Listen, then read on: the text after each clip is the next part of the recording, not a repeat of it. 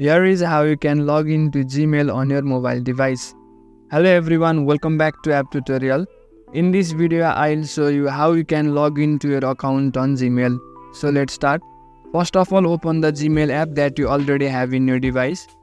Then after, it will take you to a screen like this where one of your account is probably already logged in. Now in order to log in using a different account, tap on your profile icon on the top right side. Then after, select the Gmail address that you want to log in with. In case you have already added the Gmail address that you want to log in with, simply tap on that address and it will be logged in automatically.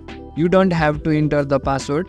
However, if you want to log in with a new account, tap on add another account. Then after, select Google.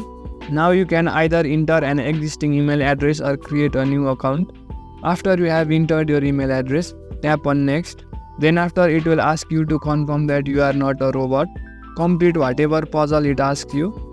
After you have completed it, tap on next. Then enter your password.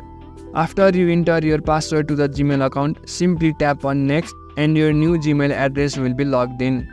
So in this way, you can easily log into Gmail using an existing or a new email address.